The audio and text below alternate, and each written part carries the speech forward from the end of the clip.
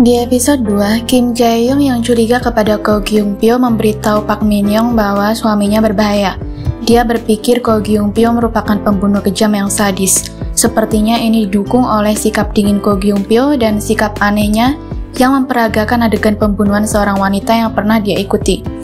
Namun sepertinya di sini ada kesalahpahaman bahwa Ko Gyung-pyo tampaknya lebih cocok sebagai pengacara atau orang yang bekerja di bidang hukum yang sedang berusaha mengungkapkan kebenaran atas pembunuhan tersebut. Lalu kenapa dia mengikuti perempuan yang akhirnya diberitakan dibunuh itu? Tentunya karena Ko Gyung-pyo sebelumnya sudah mengetahui hal ini.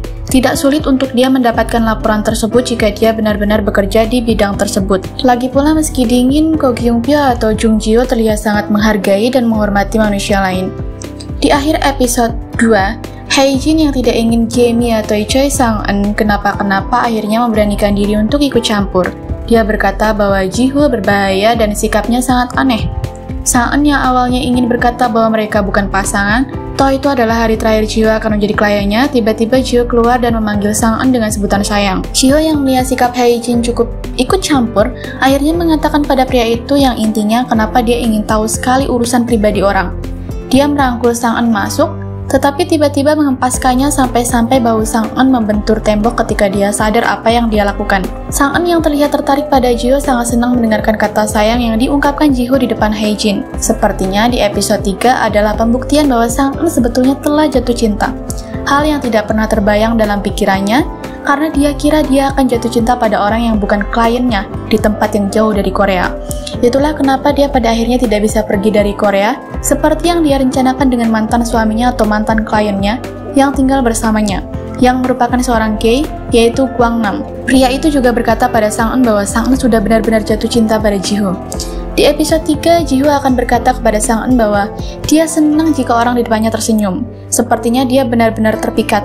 Terlihat Sang-eun sangat senang membayangkan momennya bersama Ji-ho. Bahkan saat mereka bertemu untuk meminta surat cerai secara hukum, Sang-eun berdandan sangat rapi dan cantik sampai dia sendiri bertanya kepada dirinya sendiri. Padahal mereka bercerai, kenapa dia berdandan seolah mereka pengantin baru? Lalu di sisi lain, Hae-jin akan mengatakan pada Sang-eun bahwa dia mengenal Jamie dan mereka pernah bertemu dulu. Sepertinya Sang-eun jadi semakin yakin untuk tidak pergi dari Korea karena dia dan Hae-jin akan memiliki kerjasama tertentu. Sang-eun juga terlihat dalam bahaya ketika berjalan sendiri malam-malam di tengah hujan, masih memakai pakaian yang sama saat dia bertemu Ji-ho untuk membuat surat cerai. Hae-jin datang dan mengajar pria berpakaian hitam-hitam yang berniat menyerang Sang-eun itu. Kira-kira apa yang akan terjadi kepada Sang-eun dan Ji-ho setelah kontrak pernikahan palsu mereka berakhir, dan apa yang akan terjadi pada Hae-jin dan Sang-eun? Mereka tampaknya akan semakin dekat, sedangkan Ji-ho sepertinya tertarik kepada Sang-eun. Meski begitu, kesehatan mental Ji-ho yang tidak terlalu baik menghalanginya untuk mendekati Sang-eun. Tonton drama Love in Contract di Viki setiap Rabu dan Kamis ya. Terima kasih sudah mendengarkan Drama Talk sampai akhir. Jangan lupa subscribe supaya kita bisa ngobrolin drama bareng-bareng, dan like jika kamu suka.